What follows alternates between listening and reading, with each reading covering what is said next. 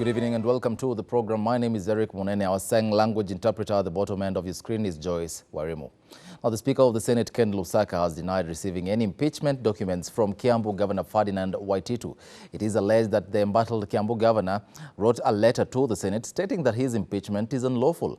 In the letter, Waititu, through his lawyer, claims that there was no quorum during the proceedings, with only 57 MCAs present during the motion, which required a majority of 62 MCAs. Here's our reporter Diana Rachel Mbugwa to kickstart this bulletin tonight.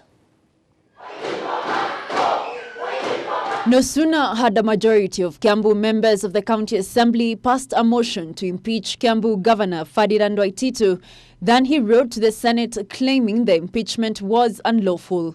Reasons: the Kiambu Governor, through his lawyer Ndegwa Njiru, says the special session was adjourned prematurely, contrary to the standing orders.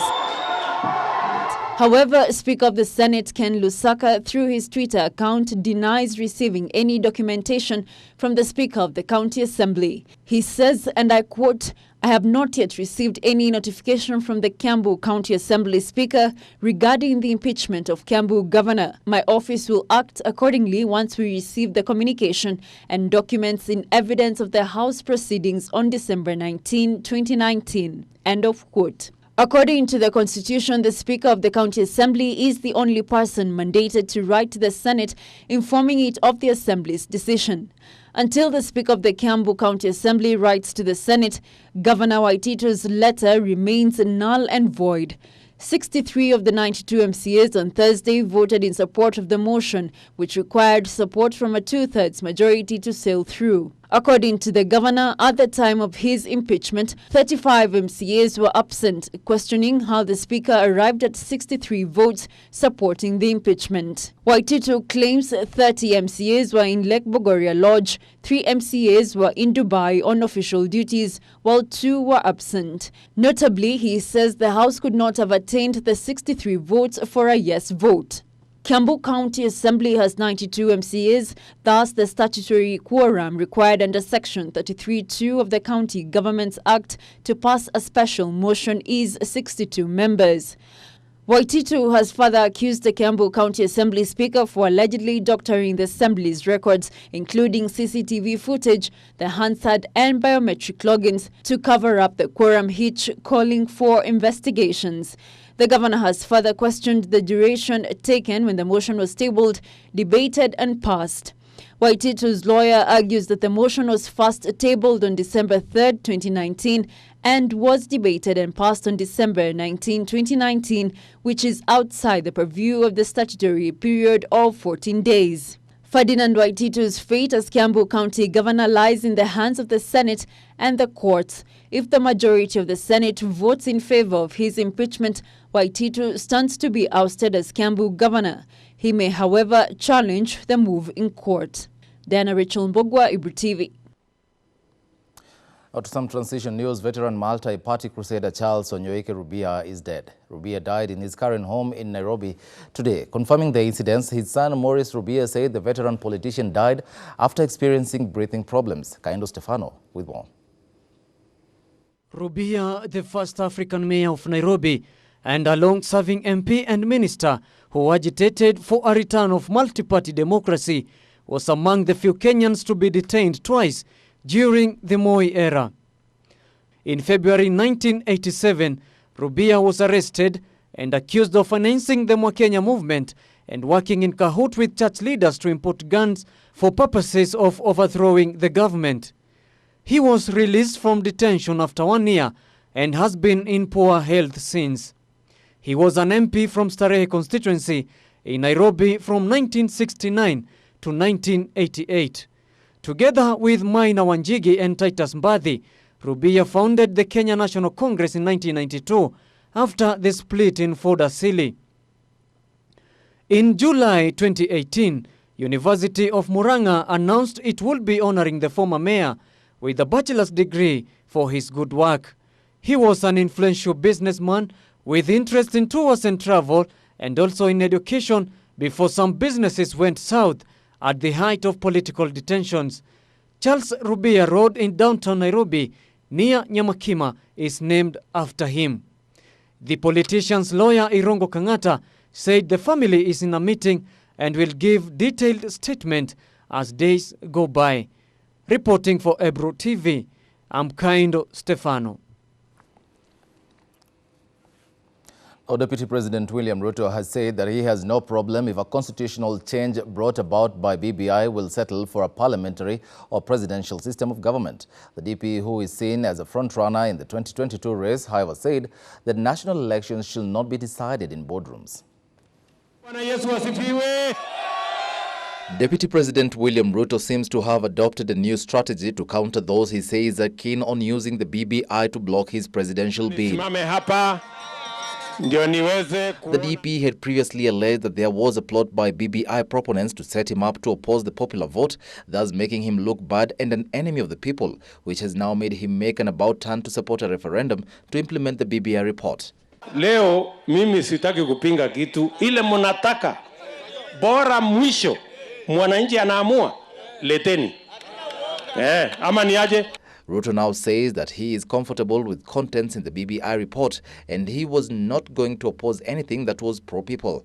The DP, who said that the leadership of the country should not be decided in boardrooms, pointing out that the fate of the report is yet to be determined, and even when that time comes, then it is Kenyans who will decide its fate. Ile mahali nitakuwa na shida naye ni wakisema ya kwamba ati mwananchi hata kuwa na uwezo wa kuamua.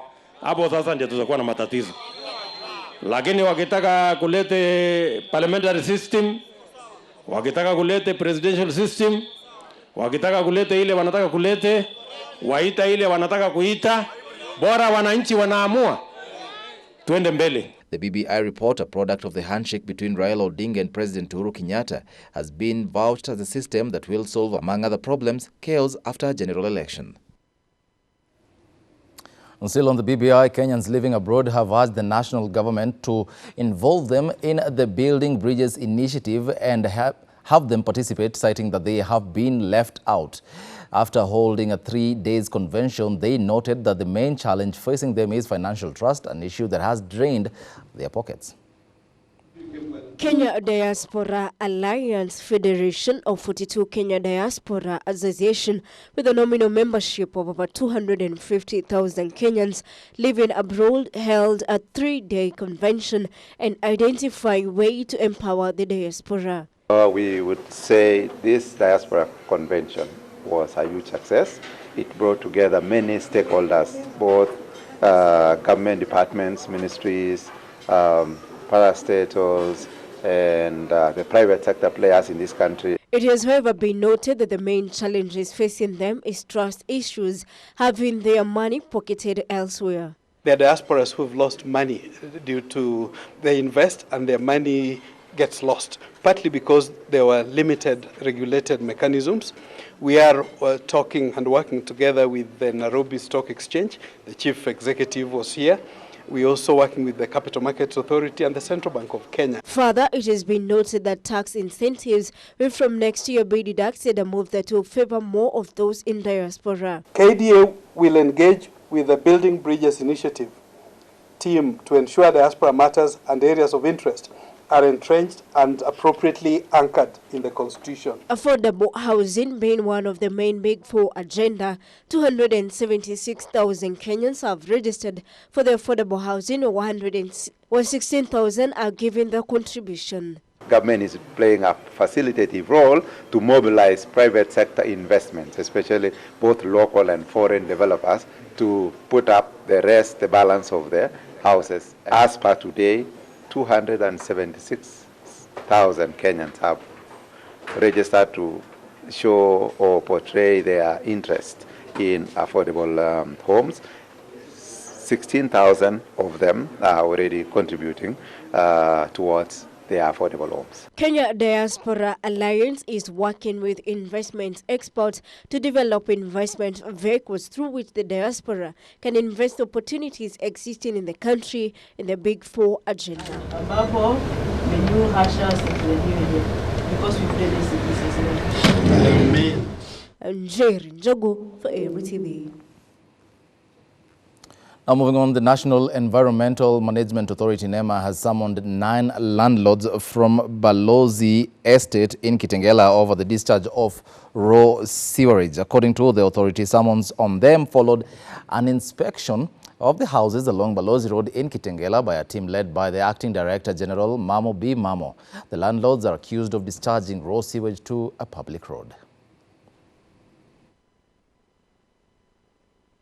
Discharging effluent on the road at Kitengela's New Valley Estate upon summoning accused landlords.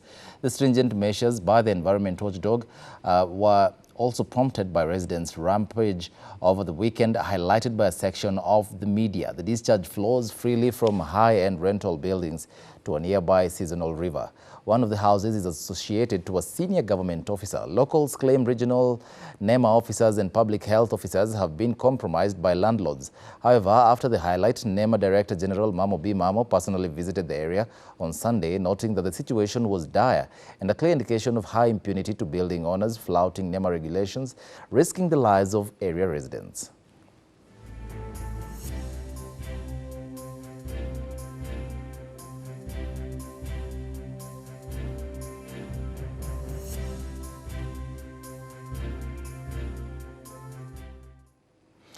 Now, motorists using Mbagathi Way have been warned to use alternative routes for 4 days starting December 27 to facilitate the construction of a modern footbridge. Kenya Urban Roads Authority, through a public notice, says the closure is to enable contractors to demolish the Mbagathi Way footbridge to pave way for a modern one. The closure of the road is expected to affect motorists using adjacent routes, including the Mtongwe Road and parts of Ngong Road. Traffic coming from Langata Road through Mbagathi Way will be diverted to Mtongwe Road and proceed to Mbaruk Road before joining Mushai Drive, then on to Ngong Road at Coptic Hospital. Under the new arrangements, traffic from Ngong Town via Ngong Road will proceed up to City Mortuary roundabout, exit at the roundabout to join Ngong Road and head to Mushai Drive diversion. Motorists using Valley Road and those from Kenyatta National Hospital are advised to use the same navigation.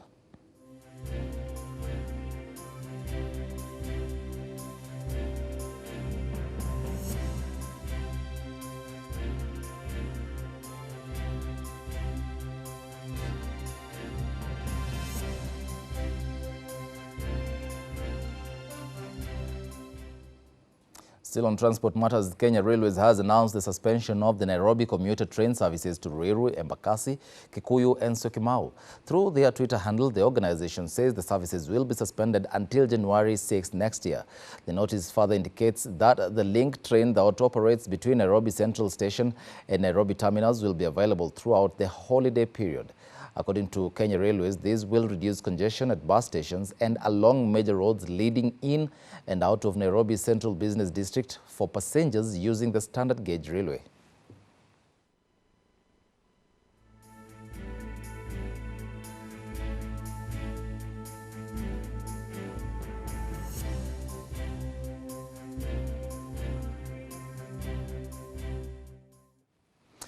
Tens of passengers were left stranded for hours following a major crackdown targeting unroadworthy vehicles along the Nairobi-Nakuru highway.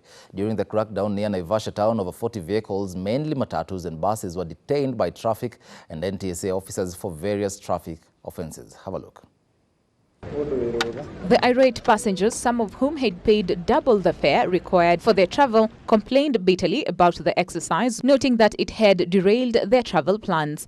Following the crackdown, some PSV operators decided to change their route, further inconveniencing tens of passengers heading up country for the festive season.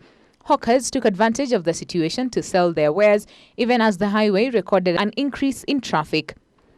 According to Rift Valley Traffic Enforcement Officer Rashid Ali, the crackdown was meant to make sure that vehicles on the road were safe for use. We have netted almost 40 vehicles, especially PSV vehicles. And so far, we have discovered 10 vehicles are not supposed to be on our road. Addressing the press, Ali noted that they had impounded over 40 vehicles, with 10 of them being defective and not fit to transport passengers. The senior officer added that some of those drivers arrested had tampered with the speed governors, while others were operating away from their routes. Ali added that all the arrested drivers would be bonded to appear in court on the 27th of December, while the passengers would be allowed to continue with their journey. Those vehicles which are found to be roadworthy, they were given cash pay. They'll continue with their journey. Then they're going to appear in court on 27th. However, the passengers complained bitterly about the slow manner of inspecting their vehicles, adding that more officers should have been sent on the road. Well, when I'm being told the speed governor of the car I'm using has been tampered with, that's not my job. The cars should be taken, the number plates, then at least allows to proceed with our journeys. So at least cases will be handled later on after we proceed with the journey. One of the passengers, Eric Mutua, who was headed to Kericho from Nairobi, said that he had been stranded on the area for over 2 hours. People are getting stranded. For example, sasa saizi tukisema turudishiwe pesa. Nani atarudisha pesa saizi? Na tumelipa pesa mingi kwenda nyumbani. He questioned the timing of the crackdown, noting that it should have been planned earlier as it had ended up messing their travel arrangements. The sentiments were echoed by another passenger, Wesley Abuga, who noted that some sick and the young ones had been hardest hit by the crackdown. Now, Christmas is only a day away, and the spirit of giving and sharing is already being witnessed in various parts of the country. In Narok County, more than 100 street families have received food and other items from People's Ministry Church. Elsewhere, at least 41 young males have gone through the rites of passage to adulthood, an initiative supported by well-wishers. Winnie Lubembe with more.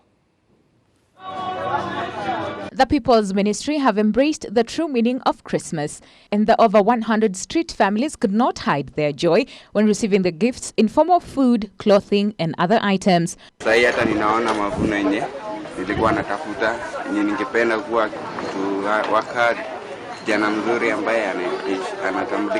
According to the People's Ministry Church representatives, they also want to help the children reform.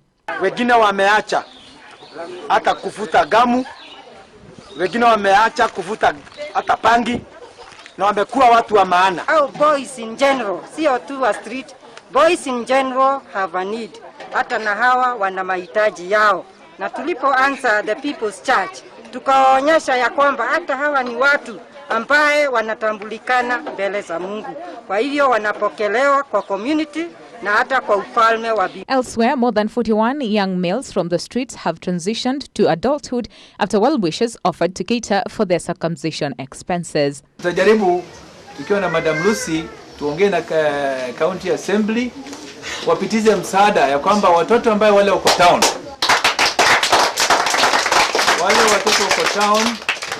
wapatiwe nafasi ya kutibiwa, mradi tu wajulikane hawa ni watoto wa town, wasaidiwe kwa sababu hiyo ni jukumu ya The street children from Isiolo do not have the universal health coverage cards, making access to treatment almost impossible.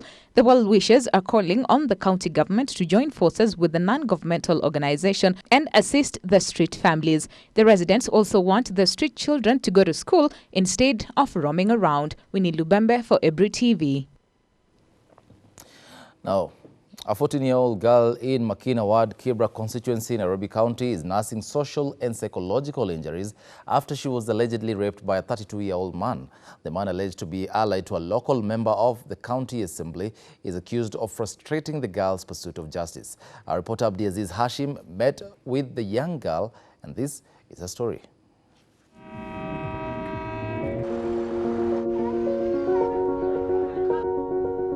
Our journey to seek the residence of the mother to a 14-year-old daughter, Jane, not her real name, took us to Makina Ward in Kibra constituency, Nairobi County. The day was 9th of this month when a 32-year-old man did the unthinkable to a 14-year-old. Ilikuwa on Monday, tarehe 9. Nilikuwa hapo kwa nyumba nikiosha vyombo. Then alikuja hivi akaenda kama anaenda kukojoa kwa bafu. Kulikuwa na jirani mmoja hapa alikuwa anatoka. Akati huyo jirani ametoka, afa akaingia kwa nyumba. Tunachanga kiki kwa mlango. Mlango ulikuwa loka. Kaingia akafunga mlango na kuloka, akachukua kile kwa mfuko. Sasa venye aliweka akaanza kuniambia nitoe nguo. Na mimi nikaanza kupiga nduru. Hiyo time majirani hawakuwa. The act left the former Kibera primary student with not only physical but also emotional and psychological scars that she now says have affected her life. Hakupiga nduru akaniambia nyamaza ama ataniua. Nikaamua kunyamaza. Ndiye mwenyewe akaanza kunitoa manguo na akanitumikia. After kunitumikia akafungua mlango akatoka. Ndio dadangu mdogo akaingia. Akaniuliza aliniuliza mbona unalia, sikutaka kumwambia. Ndio mama akaingia nikaanza kumuelezea. Immediately after the horrific incident, her mother reported to the police, but most importantly, rushed the victim to the hospital. Venye nilipata mtoto wangu amerepiwa, nilichukua ile hatua ya kumpeleka hosi kwanza kumshughulikia afya yake. So nikakimbia Olympic. Kufika Olympic, nilipewa msichana mwenye anaitwa Ann. Tukaenda naye mpaka Nairobi Women Hospital. Tukapeana mtoto kwa daktari, akaonekana kwa daktari. Toka huko tukarudi Olympic. Rudi Olympic, maaskari Olympic wakachukua mshukiwa, wakamshika. The mother says that the suspect, who is the personal assistant to a local MCA, was arrested but released later that week. Kumshika walimpeleka Kilimani. It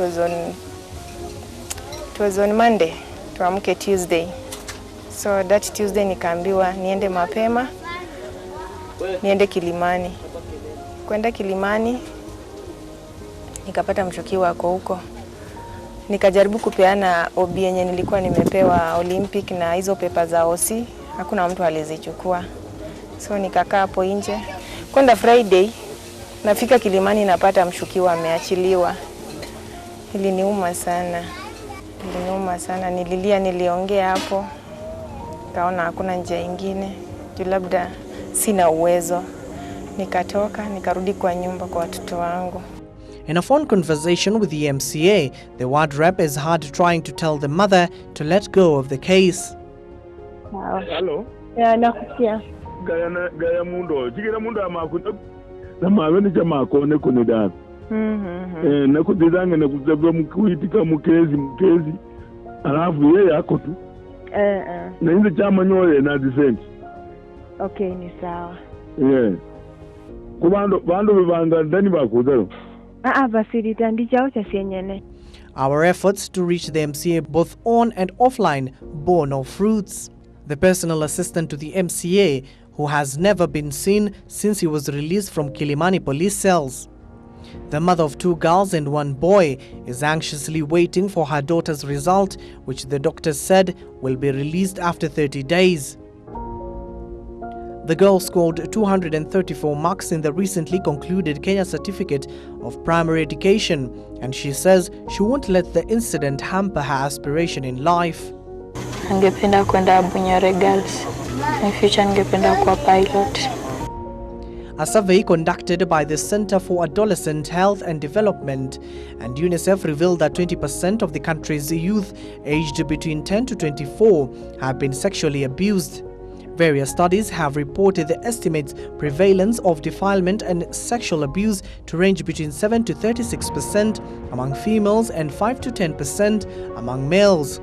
According to UNICEF, between 1 to 2 billion children were exposed to violence worldwide during the year 2013 to 2014, and this violence took the form of physical, emotional, or sexual violence. In Kenya, the reported prevalence of defilement among young female children was exponentially high at 55%. The victim and the mother are now appealing to the Department of Criminal Investigations and the Inspector General of Police to intervene and ensure she gets justice. Even as investigations are ongoing, it remains to be seen if Priska and her daughter will get the justice they need. Abdiaziz Hashim, Ebru TV, Nairobi County. Well, time now for a very short break. After that, quite unfortunate story by our very own Abdiaziz Hashim. When we come back, I'll be telling you the developments to it. Welcome back and thanks for staying with us. Now, the personal assistant to a member of County Assembly of Makina Ward, Solomon Magembe, has been released on a cash bond of 50,000 shillings days after he was arrested on a charge of defilement of a 14-year-old girl in Kibra constituency. Have a look. It is a tale of woe for this young girl whose name we'll not reveal, but we can call her Mary. Monday, 9th of December was the worst nightmare of her life. Hardly did she know that her day was not to end well. Mary, not her real name, was in her mom's house going about her duties, enjoying her holiday as she just completed her KCPE examination. But suddenly the unthinkable happened, an event that will be etched in her mind probably in the rest of her life. Her sad face clearly does not paint a rosy picture, but pain and distress as she explains the ordeal. Nikaanza kuniambia nitoe manguo. Hapo ndo mimi nikaanza kushout nikiita majirani. Na kukuwa na jirani yote. Akaniambia nyamaze matanchapo. Afu akaanza kuniambia nitoe manguo. Nikakata. Akakuja akanirusha kwa kiti. Akaanza kunitoa manguo kilazo. Nikaanza tena kupiga manduru. The girl is said to have been defiled by the personal assistant to Makina Ward. She says more often than not, she has spotted the man with different ladies. But why he turned to her, she cannot explain. Yangu naweza sema huwa tunamwona na wasichana wengi tu akiingia kwa nyumba yake. Sasa sijui kitu kingine kumhusu. Mother to the victim explains that she reported the case to Kilimani police station, filing a report on Tuesday 10th, and was accompanied by daughter on Wednesday the 11th as she awaited the hospital results from two doctors, one from Nairobi Women's and another from Kibra South Center. Nairobi Women walimpea dawa, kameza, alafu wakampea pia pep. Sasa kulingana na venye nilikuwa sikulizia maswali mengi, lakini ile tu yenye najua aliniambia hizo dawa au amempea ya kuprevent mimba na kitu tu kama hiyo. Only for the man in question to be released on Friday the 13th. Thursday ilikuwa holiday, so ilikuwa Friday aende kwa koti tena. So hiyo Friday kwenda Kilimani niende tu nione wamefikia wapi, nikapata mshukiwa ameachiliwa. Anyway, nililia hapo Kilimani sana na uchungu. Jumi nilikuwa naona huyu mtu ni kuachiliwa ameachiliwa. According to documents received by the chairman of the Nubian Rights Forum, Shafi Ali Hassan, the two doctors' reports vary. The result is negative and they give this young girl here some drugs to take. So we are asking, what was the drugs for if the result was negative? I sought to verify from Dr. Alice, a medic from Kibra South Center, whose results were positive, and this is what she had to say by way of phone. I did exactly what I'm expected to do for any case of post-rep. I accorded this kid the exact post-rep care she needed, first getting to know exactly what happened, when it happened, how it happened, and who did it here. And then after that, I did the visual examination and did laboratory examination. So on my visual examination, that is using my eyes and hands and everything, I realized that she was defiled. Our efforts to speak to the OCS Kilimani police station were futile. With the case now in the hands of the law, the two medics are expected to appear before the medical board to verify their results. Wanjiro Maina, Ebru TV. Well, thank you, Wanjiro Maina, for that follow-up. Now, while people go to a library to borrow books, deep in the sleepy village of Makongo in Gilgil sub-county, peasant farmers throng their only seed library to borrow indigenous seeds for planting the next season that begins in January. These farmers are keen to plant an idea of a resilience and a lasting farming heritage that can cushion them against lifestyle diseases associated with scientifically modified seeds. The library, with a wide catalogue of seeds and a historical fast in the village of 500 farmers, is increasingly changing how people here farm and eat what they plant for better health and improved yield on their farms. Years of crop failure has driven farmers to the library that conserves seeds of more than 200 species of a range of indigenous crops, among them seeds of indigenous pumpkins, beans, maize, fruits and vegetables. Unlike your usual library, farmers here don't need to worry about membership fees. The idea of the cause is just like books borrowed can help sprout knowledge that can inspire community. Borrowed organic seeds sown in the ground can sprout into a borrowing experience that can help solve a common problem among these farmers. Taki kulirai kila wakati na seed companies, na tumejua kwamba kuna mbegu mingi sana ambaye hawawezi wakatupatia. Kwa hivyo ndio tunahimiza wakulima wajiwekee mbegu zao. The coordinator of the library, Francis Ngiri, says that the idea is a partnership with nutritionists and agricultural extension officers. He observes that with knowledge about how to plant the seeds conserved at the library, the goal of attaining sufficient and healthy food is within reach for small-scale farmers. Kuna researchers wanakuja, anachukua mbegu katika hii kikundi, anaenda kule kwingine, anachukua ingine, ana crossbreed, anaenda ana patent, na sheria za Kenya zinaruhusu watu kupatent mbegu na zinakuwa ni zao, huwezipanda bila ruhusa yao. Kwa hivyo ili tusipoteze mbegu zetu, ndio sababu tunaziuza na kuziweka kwa magala kwa seed bank zetu. A nutritionist at the Seed Library and Bank, Rebecca Tanui, says the initiative seeks to scale down lifestyle diseases associated with processed food. She says by learning how to grow and eat indigenous crops, there is a high prospect of reduced cases of diabetics and arthritis among members of the population. Hii mradi yetu tunaangazia kuwa wakulima wa mama waweze kutengeneza chakula bora kwa familia yao ili kupambana na hiyo changamoto ya malnutrition ama hiyo kukosa ile lishe bora katika jamii zao. Her sentiments come against a backdrop of an unsettling report by the latest Kenya Demographic Health Survey that rates Nakuru County at 28% prevalence level of lifestyle diseases against the national average of 26%. Farmers like Hannah Wamboi and George Ngure have brought grains from their harvest for sampling, exchange and preservation. Kama ni mbegu kama ya managu, tunatafuta ile managu yenye tutakata na itatoka tena. Kama ni ile maharagwe tunatafuta yenye inafanya haraka. Kama ni kitu inaitwa kunde, na kuna mbegu nyingine tunatafuta tunatoa mahali kama Kisii inaitwa mto. Sasa aina hiyo yote ya mbegu tunatafuta. Watu waachane na mambo ya kutumia hizi chakula zingine za kutoka nje, lakini watumie vitu hivi vya chakula zile tulikuwa tunikikuza hapo mbeleni. Vitu kama noe, vitu kama maharagwe, vitu kama jahe, hizo zote ni vitu vya kutumia na mwili wako hakika utakuwa mwili mzuri. Many other farmers that visit the library like Ngure and Wamboi hope that unlike in the past season they will incur lesser losses.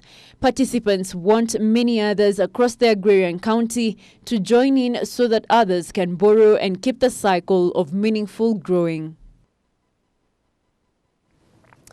Now, as Kenyan women continue to call for justice on the rising cases of femicide, cases of young women being murdered under mysterious circumstances continue to be witnessed. In 2019, the nation witnessed an endless string of crimes of passion against women. Busara Naman now gives us a look back at the tough moments women endured in 2019. Over the last few months, news of women being killed by their husbands or lovers have hit the headlines. The continuing trend has raised alarms countrywide that female MPs launched a Her Life Matters campaign to educate the public on the value of lives. Dozens of women have been murdered in love-gone sour cases. Some of the suspects in these murders have ongoing court cases while others remain a mystery. As government, we must accept that we have failed them. We must accept. Kina mama tumefika ukutani na kina mama tunalia. Kina mama tumechoka. Kila siku tunasikia tu kwa maruninga, kwa ma-TV. Leo huyu ameshinjwa, yule kesho sijui amenyongwa, yule kesho tunaona amerushwa kwenye mto, yule amerushwa kwa bahari. Haya matukio yote ni ya nini jamani? Love does not kill. Love does not hate. It's about time we turned around and talk and have a conversation around protection and support for our women. When Ivy Wangeshi was hacked to death by her childhood friend Naftali Kinuthia, a popular local radio station ran a segment mocking her death. Wangeshi was killed while walking to her hostels from school a few days before her 25th birthday and a few months to her December graduation. The suspect will be taken to hospital at Moi Teaching and Referral Hospital, that is, on the 10th day of April 2019 and the 23rd day of April 2019 for review and treatment. In May this year, 24-year-old prison warder Pauline Wangari Ngoi was killed at her home in Kiharo, Murang'a County.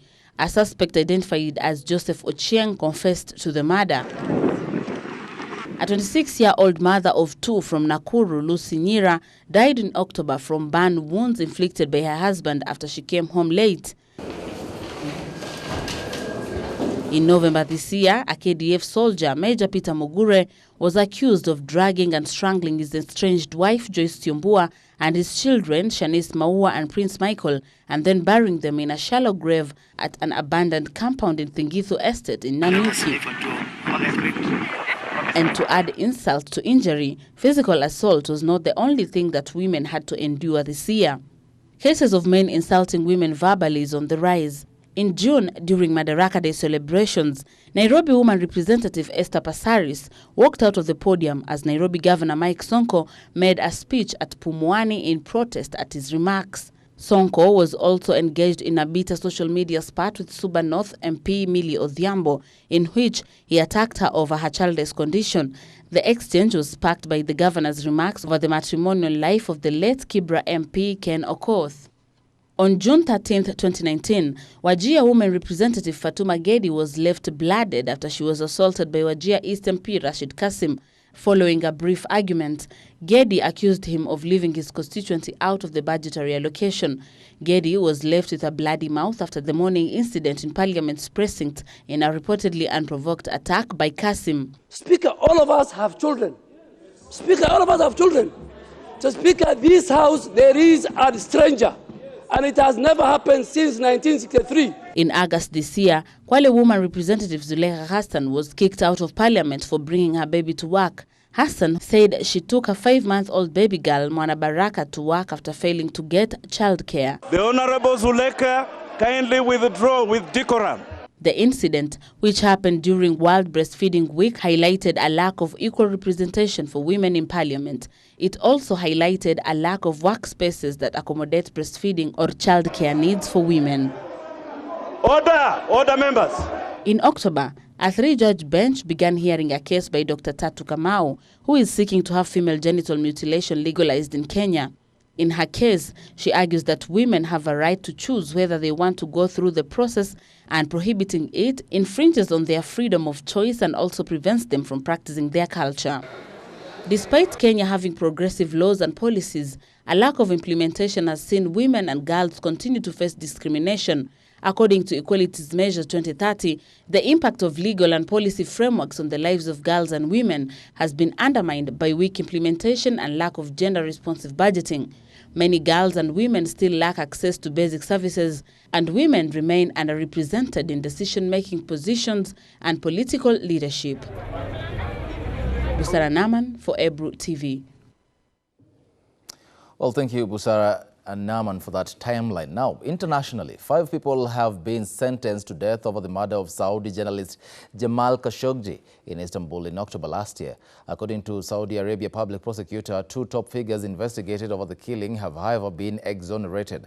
Saudi prosecutors had said Deputy Intelligence Chief Ahmed Al-Asiri oversaw the Washington Post columnist's killing in the kingdom's Istanbul consulate in October 2018, and that he was advised by the royal court's media czar Saud Al-Qahtani. However, Al-Qahtani was investigated but not indicted due to insufficient evidence, and Al-Asiri was investigated and charged but eventually acquitted on the same grounds. After holding 9 sessions in total secrecy, the trial concluded that there was no previous intent by those found guilty to murder, according to State TV. Of the 11 unnamed individuals indicted in the case, 5 were sentenced to death, while 3 faced jail terms totaling 24 years, and the others were acquitted.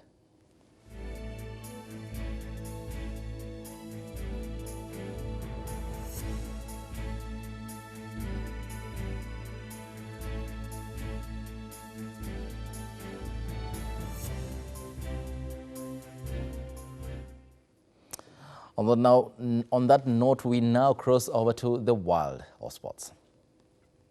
Let's get sporty now. Kenya Commercial Bank women's volleyball team has once again raided local rivals for top stars in the transfer market. KCB have roped in Malkia strikers middle blocker Edith Wisa from Kenya Volleyball Federation League champions Kenya Prisons, as well as Africa's best attacker Sharon Chepchumba from Kenya Pipeline, with eyes on the next year's African Club Championships. Now, the bank has finished second in the playoffs last month and will return to the club's championship next year, where they will be keen to improve on their rankings, having finished a disappointing 9th place earlier this year in Egypt. The bankers have also poached Jemima Siangu, Trufosa Samoei and Christine Jambi from the Pipeline alongside coach Japheth Munala.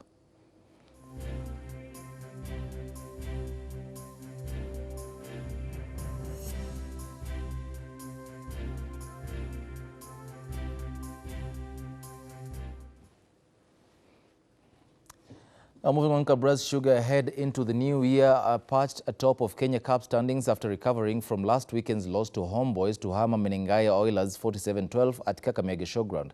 After stunning Kabras Sugar, who are chasing their first title since their 2016 exploits, 2017 Homeboys lost to Mwamba Rugby at the death 18-17 at the Railway Club, Nairobi. Kabras are now on 40 points, drawn from 8 wins and 1 loss, while defending champions Kenya Commercial Bank, KCB, second with 39 points, also drawn from 8 wins and a loss.